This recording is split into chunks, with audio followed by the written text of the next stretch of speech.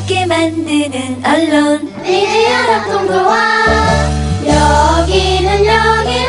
여기는 국민TV. 함께 만드는 언론 미디어 협동조합. 여기는 국민TV.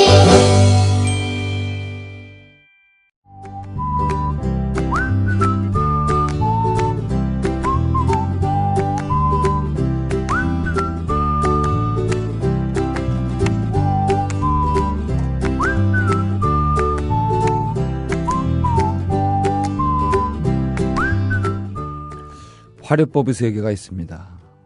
만물을 살아 움직이는, 생각하는 존재로 여기는 관점이죠. 만물을 사람으로 본다거나 사람의 견주에서 표현하는 의인법과는 조금 다릅니다. 사물의 철학으로 가기 위한 첫걸음이 화려 아닐까 이렇게 생각해 봅니다. 단순한 물건만은 아니라고 여기는 순간 그 대상은 새로운 의미로 다가오게 되고 우리는 가벼운 충격을 경험합니다. 무엇을 보느냐의 문제가 아니라 어떻게 보느냐의 차이가 새로움을 만들고 정신세계를 환기시킵니다. 익숙하고 낯선 세계로 들어가게 됩니다. 물론 안내자는 어제에 이어 함동근 교수입니다.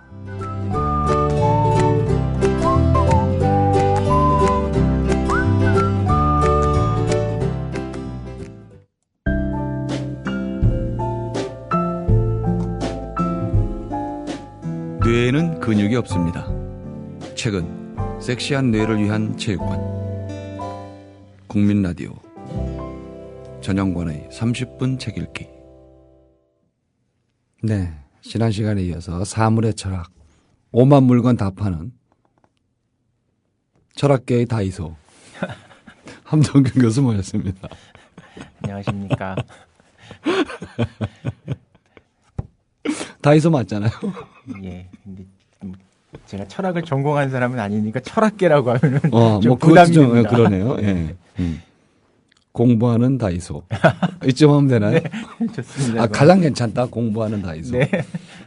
오늘 좀 말이 좀 되려고. 멋있는 멘트이신 것 같네요. 지난 시간에는 이제 사물에 대한 개괄, 또 이제 생각하는 방식 이런 말씀을 해주셨는데 오늘은 좀 이 몇 가지를 소개를 해주시면 좋겠어요. 이 안에 있는 이 많은 사물들 중에 몇 가지를 제가 찝을까요? 네. 딱 펴진 게 손수건이에요. 아, 손수건이요. 예. 예. 부제가 배어 들어가는 공감 이렇게 되어 있습니다. 손수건 뭘까요? 이제 굉장히 평범한 관점입니다. 예. 사실은 그 얘기는. 근데 이제 이 방송이 나갈 때 이 국면이 아마 뭐 세월호 아무래도 좀 있었던 그 시점이 아마 좀 될 것 같은데 이제 그 얘기도 그 시점쯤에 쓰여진 이제 글입니다. 예. 그래서 그 시점에 쓰여진 글이 제가 이제 몇 개가 있는데 이제 공감이라는 말이 굉장히 이제 어떻게 보면은 사회적으로 유행되다시피 많이 이렇게 되고 있는데 그 공감이라고 하는 건 이제 어떤 방식으로 되는 거냐. 그 얘기를 하면서 그건 어떤 이제 동정심 같은 거하고는 좀 다른 거라는 거죠. 예. 동정심은 이제 바깥에 서서 시인이시니까 아마 이해를 잘 하시겠지만 동정심이라고 하는 거 어떻게 보면 바깥에서 어떤 객관적인 관찰자 입장에서 가지고 어떤 대상을 이렇게 좀 한편으로 좀 내려다보는 나는 그 대상이 아닌 거죠. 어떻게 보면 분리가 되어 있는 거고 공감은 그거와는 다른 어떤 이제 겹침, 포개짐이 있는 건데 그 손수건에 대한 제 추억이 거기에 좀 있습니다. 그래서 코를 많이 흘리셨다고 하니까 옛날에는 손수건 코 풀 때 휴지에다 엄마가 이제 손수건 이렇게 해주시는 그런 것이 좀 떠오른 그런 것도 있고요. 그 제일 중요한 얘기는 손수건에는 이제 휴지하고는 달리 휴지는 그냥 풀면은 그냥 버리는 건데 손수건은 그냥 옛날엔 많이 가져다녔고 요즘 신사들도 가지고 다니시지만 어떤 그냥 시간성 있게 배어 있는 사물이라는 거죠. 그냥 콕 풀고 바로 버리는 사물이 아니라 그렇죠. 갖고 있게 되고. 그래서 좀 제가 주관적인 얘기인지는 모르는데 가령 연애를 이제 우리가 하게 될 때 젊은 사람들이 둘이 연애할 때 재채기 나와가지고 남자가 예. 코 풀고 그냥 이렇게 휴지로 이렇게 버리는 것보다 예. 손수건을 꺼내가지고 이렇게 예. 닦으면은 여자가 그걸 보면서 저 사람은 자기의 오랜 시간이 좀 배어 있는 그런 물건들을 예. 자기 냄새가 배어 있는 물건들이죠. 예. 그런 것들을 오래 좀 간직하는 사람이구나. 이런 형태의 좀 생각도 무의식적으로 하면서 무의식적으로 예. 나를 오래 사랑해 줄 수 있는 사람이다. 예, 뭐 그런 것도 있는 거죠. 어떤 시간을 좀 간직하는 사람이라고 예, 하는 예, 우리도 예. 생기게 되고 예. 그래서 그런 얘기가 좀 앞에 있고요. 예. 그리고 또 한편으로는 그런 점에서 제가 옛날에 이제 어떤 친구하고 이렇게 굉장히 예. 슬픈 일이 있어가지고 울고 있는데 네. 아마 연애하다가 실연당했더니 그때가 아닌가 싶습니다. 그게 예, 울고 있는데 옆에 있던 친구가 예.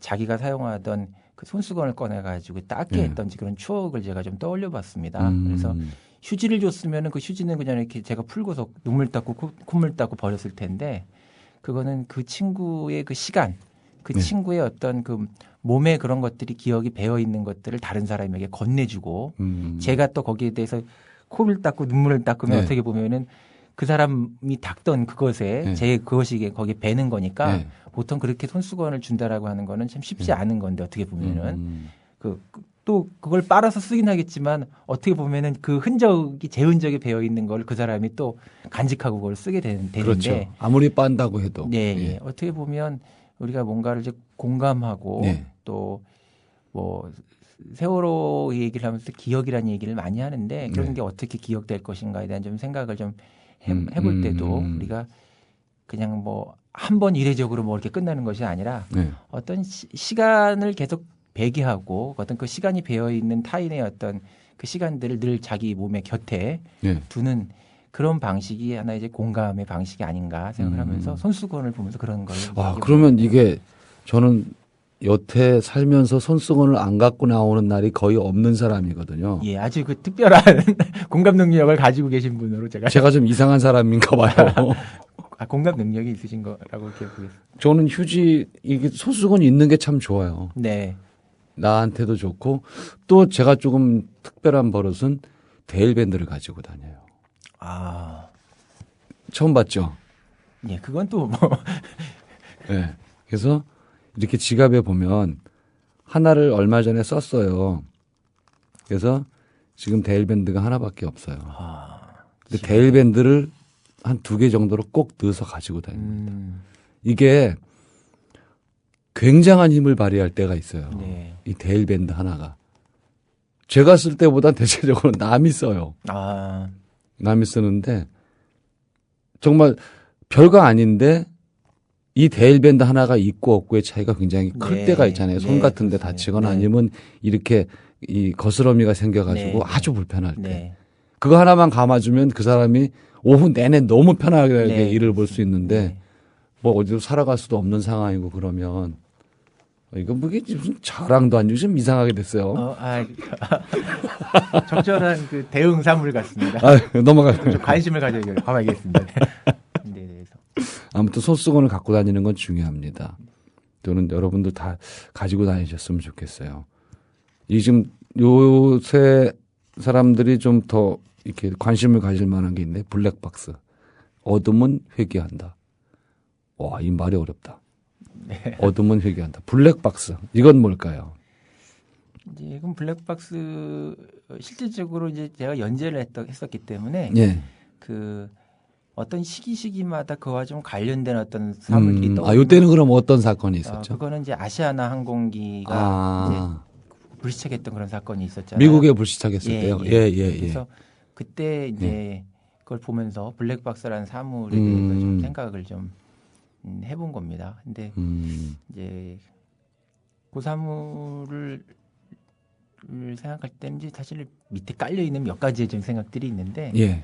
거기에는 이제 그 기억과 기록에 대한 얘기가 좀 있거든요. 예. 그래서 우리가 이제 인간이 어떤 것을 기억한다라고 할 때 그 기억이라고 하는 건 상당히 좀 임의적인 게 있는데 불확실하잖아요. 예, 불확실하고 또 같은 공간에 있었는데 그 다음에 만나서 얘기해 보면 서로 다른 얘기하기도 하거든요. 네, 다른 얘기해요. 굉장히 거의 뭐 인간의 사고라는 게 굉장히 편의적으로 자의적으로 되어 있기 때문에 이제 블랙박스는 그거가 달리 기억하는 게 아니라 이제 기계적으로 기록한다는 거죠. 거니까. 그래서 이제 어떤 때는 기억한다는 게 굉장히 중요하기도 하지만 어떤 때는 기억이 가지고 있는 그 편의성이 있기 때문에 자의성이 있기 때문에 네. 기록 자체가 굉장히 중요할 때가 있는데 그래서 그 블랙박스의 그 편의적이지 않은 그 어떤 무차별적인 기록 네. 그거 자체가 가지고 있는 굉장히 중요한 순간들이 네. 있는 거고 그때 아마 그렇기 때문에 우리가 사고가 났을 때 네. 그 인간의 편의적인 기억에 의지하지 않고 네. 그 블랙박스라고 하는 어떻게 보면 무차별적인 이제 기록을 우리가 이제 이게 찾는 거라고 이제 할 수 있겠죠. 이제 그에 대한 얘기입니다. 그런데 그 얘기의 그 바닥에는 어떤 게 있냐 하면은 기록은 굉장히 무차별적이기 때문에 거기에는 같은 상황에서 사람이 기억하지 못했던 것까지 거기 기록돼 있기 때문에 네. 그 현장에 있던 사람이 자기가 알지 못했던 얘기가 거기 나오기도 하거든요. 그래서 한편으로는 우리가 그 진실이라고 하는 거를 우리가 생각하게 될 때 네. 어떻게 우리가 진실이라고 하는 거를 이해할까라고 할 때 보면은 그 인간 사람들의 어떤 증언에 의지하기도 하고 뭐 이렇게 하기도 하지만 그 무차별적 기록이 굉장히 그 중요한 순간이 있고 또 그 지점에서 어떻게 보면은 그 우리가 중요한 정치적 사건 네. 같은 데에서도 그 자의적이지 않은 방식으로 이렇게 기록돼 있던 그것은 일종의 그 어둠에 갇혀 있는 그 블랙박스라고 하는 그 메타포 예. 거기서 뭐가 거기에 튀어나올지 모르는 것처럼 우리를 불안하게 하는 면이 그렇죠. 있다. 불안하죠, 솔직히. 예. 근데 그 불안하다고 하는 것은 이제 인간의 통제 바깥에 있는 기록이기 때문에 그래서 지금 말하자면 어떤 그 정치라든가 사회라든가 여기에서 그럼 좀 어떻게 보면은 그 무언가를 좀 통제하거나 또 그 진실의 어떤 부분들이라고 하는 걸 이렇게 제어하려고 하는 그런 사람들도 있을 수가 있는데 사회에는 그 어떤 그 제어할 수 없는 그런 기록들이라고 하는 것이 회귀하는 순간이라는 게 인간의 삶과 역사의 시간에는 반드시 있을 것이다라는 좀 메타포가 거기에 좀 있습니다. 그래서 여기 이제 사파화면에 그렇게 써놨어요. 블랙박스가 진실의 열쇠가 될 수 있는 까닭은 인간적 기억에 의존하지 않는 사물 스스로의 기록이기 때문이다. 그래서 이걸 다시 또 이렇게 가로를 쳐서 의도와 감정을 배제한 무차별적인 사실 이렇게 놓으셨어요. 여기에서 공포나 섬뜩함이나 불안이나 맞습니다. 도대체 여기서 뭐가 튀어나올지 그렇죠?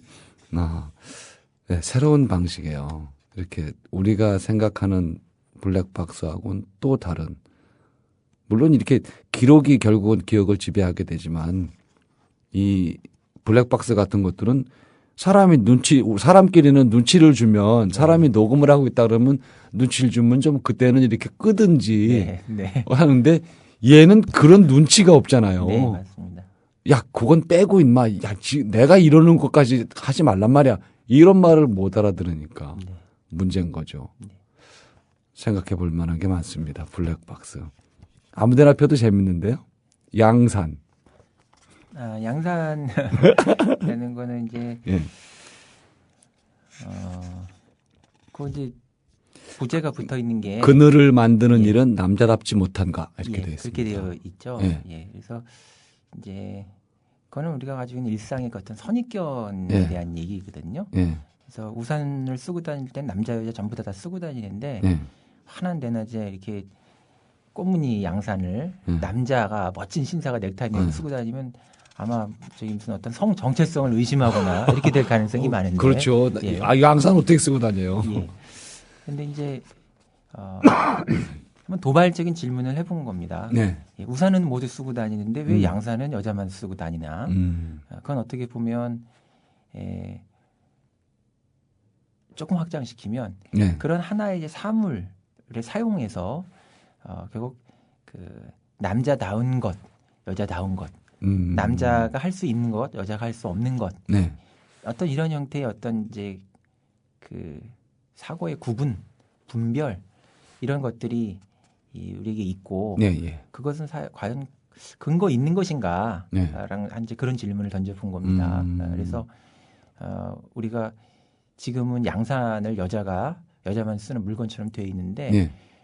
조금 역사적으로 거슬러 올라가면 옛날에는 우산을 남자가 쓰는 것을 명예스럽게 생각하지 못했던 때가 있었거든요. 그래서 로마 시대 때라든가 이런 시대 때는 특히 뭐 귀족들, 남자 장군들 이런 사람 비와도 우산 절대 쓰지 않았거든요. 그러면 그 시절의 관점에서 보면 지금 남자가 양산을 쓰지 않는 것처럼 우산을 남자가 쓴다는 건 굉장히 좀 남자답지 않다고. 지금도 남자는 비 맞고 다녀야죠. 예, 관념이 있는 건데 이제 그렇지 않다는 거죠. 그래서 우리가 앞으로 조금 지금하고는 다른 형태의 사고 프레임을 갖게 되는 그런 어떤 이제 미래가 온다면은 그때는 어떻게 보면은 이제 우산을 쓰는 게 아무 문제가 되지 않는 것처럼 양산도 양산을 남녀가 같이 쓰는 게 아무 문제가 되지 않을 수 있거든요. 그래서 그런 이제 그 일상적인 우리 도구에 얼마나 그 강력한 선입견 그리고 잘 변하지 않는 견고한 선입견이 결부되어 있는가 이제 그거에 대한 얘기입니다. 그거를 단박에 깨는 방법도 있어요. 어떻게 깼습니까? 조인성이나 김빈우가 양산을 몇 번만 쓰고 다니면 대한민국은 초토화됩니다. 그렇게 되죠. 거기에 이제 비슷한 예가 일종의 그 넥타이 같은 사물에 대한 얘기거든요. 이제 물론 그 초점은 그거하고는 좀 다른데 맥락은 좀 연결될 수 있다고 생각하는데 그 넥타이를 제가 거기다가 쓴 거는 그 인간이 가지고 있는 그 실용성이라고 하는 것에 대한 그 관점을 제가 좀 반박해 보고 싶은 거였는데 넥타이는 그 남자의 공식적 세계에서는 굉장히 중요한 사물이잖아요. 빠질 수 없는 거죠. 우리가 입사 시험을 보려고 하면 반드시 매야 되는 게 넥타이인데 그 넥타이는 바지가 흘러내릴 때 매는 혁대하고도 사실 다르고 그 기능성이 이기는 기능이 거의 없다고 봐야죠. 근데 이거는 기능이 없거든요. 기능이 없는 사물을 왜 이렇게 공식적 세계에서 중요하냐를 따져보면은 그 기능 없는 것 자체가 그것의 기능이라고 이제 볼 수 있거든요. 그러면은 오늘날 제가 이제 대학교 수업도 이제 하게 되니까 늘상 듣고 또 사회에서 이렇게 강요하고 강조하고 젊은이들이 압박감을 갖고 있는 것 중에 하나 그 실용성에 대한 요구인데 그 실용성이라고 하는 것을 우리가 어떻게 이해해야 되느냐에 따라서 굉장히 이걸 보는 관점이 다를 수 있다는 거죠. 그래서 전혀 실용성 없는 그 물건이 사실 어떻게 보면 넥타이인데 넥타이는 어떻게 보면 사람 목 조르게 하는 그런 아주 불편한 건데 15%가량 피가 덜 올라간대요. 그러니까요. 얼마나 불편합니까? 근데 그게 왜 이렇게 중요하냐? 그러면 이제 우리가 그 먹고 사는 문제를 얘기할 때 그 일상의 실용성을 얘기할 때 의식주를 얘기하는데 인간이 입는 거, 인간이 먹는 거, 인간이 집을 짓는 거는 실용적인 것이지만 사실 그 실용적인 것을 구성하는 내부를 보게 되면 굉장히 비실용적인 것으로 되어 있거든요. 가령 인간은 추우니까 집을 짓고 산다고 얘기하지만 인간은 죽은 사람이 집을 짓는데 굉장히 많은 투자를 하고 그 무덤을 만들고 또 어떻게 보면 산 사람의 집이 아닌 어떤 성당이나 신전을 짓는다든가 이런 데다 엄청난 것을 투자하기도 하고 또 음식을 먹을 때도 그 굉장히 값싼 음식점에 가면은 김밥 같은 게 그냥 나오지만 비싼 음식점하고 싼 음식점의 차이는 비싼 음식점에 가면은 실제 우리 배를 채워줄 수 있는 그 핵심적인 건 제일 나중에 나오죠. 약을 이렇게 자꾸 이제 올리는 그래서 굉장히 포크도 몇 개가 있고 되게 불필요한 형식으로 돼 있다는 거예요. 그래서 실용성이라고 하는 거 따지고 보면은 굉장히 비실용적인 것으로 되어 있는 것인데 그 실용성에 대한 우리의 좀 고정적 관점 같은 걸 좀 흔들어 보려고 제가 이제 그런 얘기를 좀 해본 겁니다. 새삼 상기할 만한 사실은 넥타이를 매는 행위 자체가 목 주위에 강한 압박을 주는 일이라는 것이다. 넥타이를 매는 것은 벨트 허리를 두르는 행위와는 다르다. 머플러가 지닌 보온 효과를 지니고 있는 것도 아니다.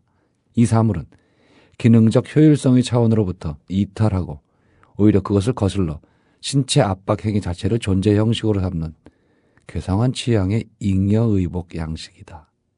그래요. 매듭의 난해함은 잉여의 의복에 잘 어울린다. 저는 한 가지 방식으로밖에 못 매는데 그냥 딱 정상음각형으로 이상하게는 못 매겠어요. 근데 넥타이 안 맨 지도 꽤 됐네요. 옛날에는 뭐 어쩔 수 없이 이렇게 매고 다니고 멋있을 때도 있어요. 이렇게 가는데 바람이 불어서 넥타이가 탁 날릴 때는 멋지기도 해요. 근데 뭐 넥타이 진짜 많이 셀카봉 하나 더 말씀해 주시죠. 시간으로는 셀카봉까지 간단하게 얘기해 주실 수 있을 것 같은데. 셀카봉은 요즘 어떻게 보면 제일 등장한 새로운 핫 아이템이죠. 신문명입니다. 그리고 그걸 이렇게 들고 있는 거 보면 굉장히 좀 우스꽝스러워 보이거든요. 그걸 자기 사진 찍는 거. 쭉 빼서 이렇게 하고 있는. 근데 이제 그 굉장히 우스꽝스러워 보이는 이제 그 사물을 조금 이제 우리가 철학적 방식으로 어떻게 이해할 것인가 이제 그 좀 접근한 그런 사물입니다. 그래서 그냥 표면으로 보면 자기 사진, 자기 얼굴 잘 나오게 하려고 그렇게 이제 한 것 같지만 인간 안에는 자기의 눈을, 자기의 모습 자체를 타인의 시선을 통해서 이렇게 확인하려고 하는 그런 욕구가 있거든요. 그래서 그걸 제가 이제 글 쓰는 사람이니까 1인칭과 3인칭은 이제 그가 될 텐데 내 얼굴을 그가 보는 방식으로 보고 싶다라고 하는 그런 어떤 욕망, 그 인간에게 있다는 것이죠. 그래서 이제 그 정신분석 아까 지난번 시간에 제가 얘기했던 보면 인간이 거울을 보면서 자기 얼굴을 이제 보는데 그 거울을 보면서 보는 또 자기가 보고 싶어하는 그 시선은 사실은 타인들이 자기 얼굴을 보는 그 시선을 굉장히 그대로 보고 싶어 하거든요. 그러네요. 그러니까 내가 언제나 내가 원하는 나의 얼굴은 타인들이 나에게 원하는 얼굴이에요. 그래서 좀 그걸 정치적으로 좀 확장시켜 보면은 인간 안에는 굉장히 사회라고 하는 거대한 타자 같은 것들이 이미 들어와 있는 것이죠. 그래서 이 사회를 어떻게 보면 내면적으로 승인하는 것이기도 하거든요.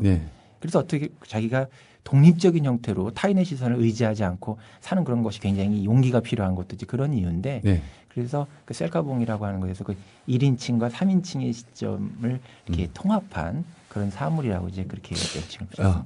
셀카봉, 그의 시선으로 나를 보고 싶다. 너무 멋있어요. 그녀의 시선으로 나를 보고 싶다. 이게 더 좋은데요. 네, 아주 시인을 못 따라하겠습니다. 그 말씀들은 멘트는. 아니 안 살 사람이 없는 거예요. 그녀가 나를 보는 시선으로, 그녀의 시선으로 나를 찍어보면 내가 그녀한테, 내 여자친구한테 내가 이렇게 보이겠구나, 내 남친한테 내가 이렇게 보이네. 이거 중요한데요. 네, 멋진 아주 카피라이터가 나온 것 같습니다. 이런 거 하나 개발해서 우리 딴 데 또 팔아가지고 같이 어떻게 좋은 것 같습니다. 제주도라도 한번 같이 놀러 갔다 오든지.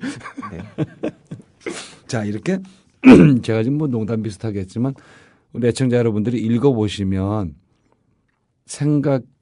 고정된 생각들, 우리가 고정화된, 자동화된 지각의 안경이라는 말을 이렇게 쓰는데 탁 무심코 쓰는 쓸쓸한 가을, 흰 구름, 구름이 대부체적으로 희지 뭐, 흰 구름, 먹구름, 붉은 노을, 노을이 붉지 그럼 뭐 노을이 파랗습니까?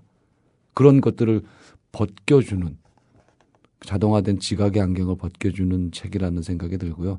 그게 별거 아닌 것 같고 글쟁이들한테만 소용되는 것 같아도 절대로 그렇지 않습니다. 오늘 그 얘기까지 하려면 한 3박 4일 해야 될 것 같아서 창의성 얘기는 저희가 이제 같이 안 했는데 실제 창의성은 저는 이런 데서 온다고 보거든요.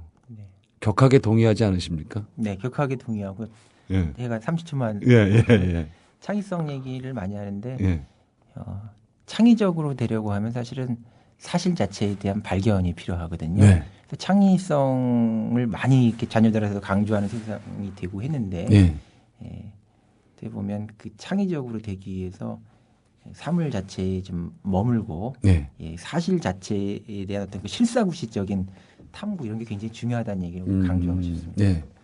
그래서 좀 유심히 바라보는 것, 물론 유심히 바라본다고 다 이 저자가 본 것처럼 보여줄 수는 없겠죠. 그렇지만 유심히 바라보는 것도 필요하고 또 이런 책을 통해서 촉발되는 것, 이 책이 여러분들의 생각에 어느 한 실마리를 탁 터뜨려 줄 수도 있어요. 우리가 운동회 때 오재미 던져서 팍 터지듯이 첫 박음질을 첫 솔기를 터주기만 하면 쫙 터져 나올 수 있으니까 그런 책이 바로 사물의 철학이라는 생각이 듭니다. 마음에 드세요? 네. 어떤 질문이신가요? 제가 지금 이렇게 얘기하는 게. 너무 마음에 듭니다. 그래서 물론 우리가 이게 이제 뭐 저자를 모시고 흉볼 수는 없으니까 좋은 말씀을 드립니다만 이런 책은 특히나 소설책 이런 것과는 또 다르게 여러분들이 두고두고 오랫동안 보실 수 있어요. 이 책은 읽을 때마다 아마 느낌이 다르실 겁니다. 어떤 똑같은 넥타이라도 내가 겪은 그날 하루에 따라서 넥타이를 읽어보면 느낌이 저는 다를 거라고 생각이 돼요. 하루도 같은 날은 사실은 없으니까.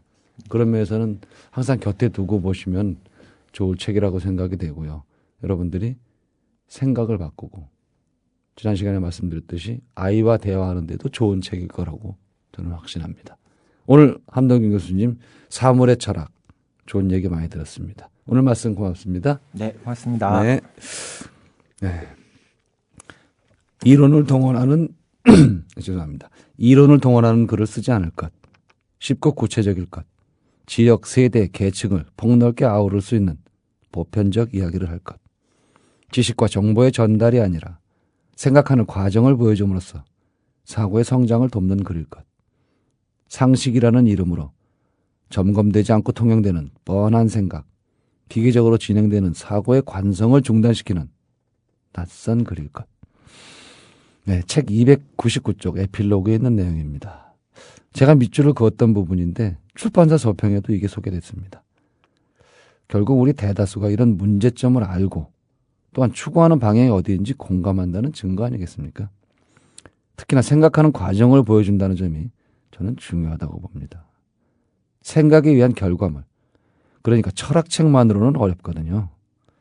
물론 이 책도 이 철학이라는 어휘를 포함한 제목입니다만 논리전개보다는 생각이 촉발하는 순간과 흘러가는 경유지까지 기술했다는 점에서 새로운 지평을 열은 셈입니다. 그간의 고정관념이라는 호수에 툭 돌멩이를 던진 책입니다. 저는 뒤통수를 맞았는데요. 아프지 않고 유쾌합니다. 외로 새로운 호기심이 생깁니다. 거대 담론도 좋고 철학도 좋습니다만 어제도 말씀드린 것처럼 주변 사물과의 관계를 새롭게 설정하는 것에서부터 시작해 보시라고 권하겠습니다. 광화문은 참혹한데 꽃은 피어나는 봄입니다. 이따위 세상이 뭐가 그리 소중하다고 꽃이 피나 이랬다가 꽃 피고 소중한 세상을 우리가 망쳤구나 이런 생각으로 발전하니까 부끄럽습니다. 함동균의 사물의 철학을 읽으며 보내면 딱 좋겠는 봄인데 쉽지 않네요. 강압적이고 욕심일 뿐인 레슨보다는 감상하는 교육이 더 필요하다고 생각하는 방송 전영관의 30분 책 읽기였습니다.